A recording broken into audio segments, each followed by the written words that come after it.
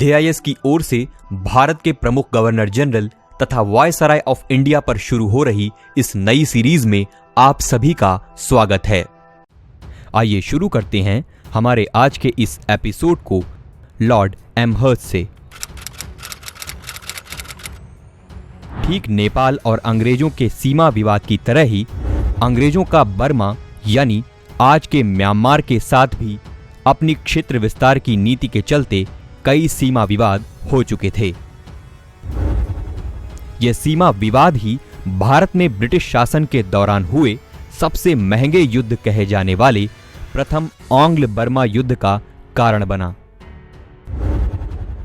इसी दौरान बंगाल के गवर्नर जनरल की कमान लॉर्ड एमहर्स्ट के हाथों में थी। सन 1824 से लेकर 1826 तक लगभग 2 साल तक चले इस युद्ध में अंग्रेजों ने बर्मा को हराकर युद्ध की समाप्ति ट्रीटी ऑफ योंगदाबो से की,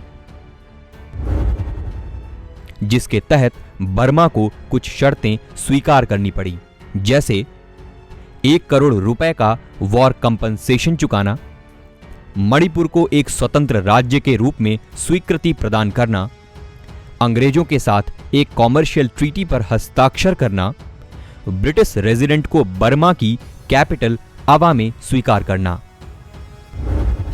सिर्फ इतना ही नहीं, इसी यांगदाबो ट्रीटी की सहायता से अंग्रेजों ने बर्मा से असम, अराकान और तेनासिरिम भी हासिल करके बर्मा में क्षेत्र विस्तार की नीयत से अपनी जड़ें मजबूत की।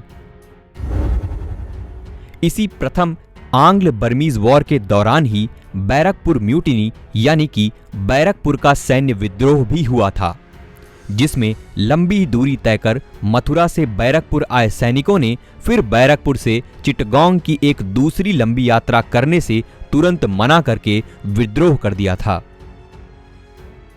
ब्रिटिश कोलोनियलिज्म के घटनाक्रम का दूसरा पड़ाव यानी कि 1813 से 1860 तक चला।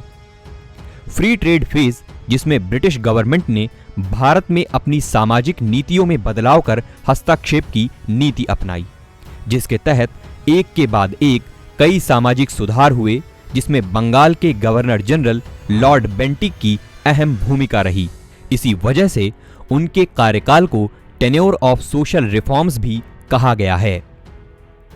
राजा राममोहन रॉय के प्रयासों के फलस्वरूप बेंटिक की सरकार ने सती एबॉलिशन एक्ट 1829 पारित कर सती प्रथा पर पाबंदी लगा दी थी।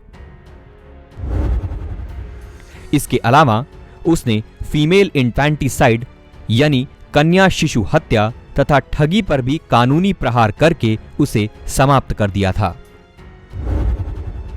फ्री ट्रेड का वह दौर जब ब्रिटेन में इंडस्ट्रियल रिवॉल्यूशन के चलते सरप्लस प्रोडक्शन चरम सीमा पर था और इसी वजह से वहां एक नए कैपिटलिस्ट क्लास का जन्म हुआ, जिसने ब्रिटिश पार्लियामेंट पर दबाव बनाकर ईस्ट इंडिया कंपनी की ट्रेड मोनोपोली को पूर्णतः खत्म कर दिया, जिसकी झलक हमें इसी समय आए चार्टर एक्ट 1833 में देखने को मिलती है।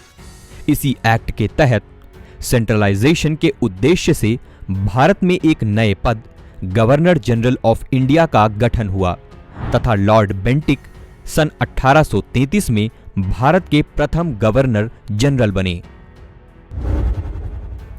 इसी समय वहीं दूसरी तरफ एंजेलिसिस्ट तथा ओरिएंटलिस्ट यानी कि आंग्ल प्राच्यवाद विवाद भी अपनी रफ्तार पकड़ चुका था,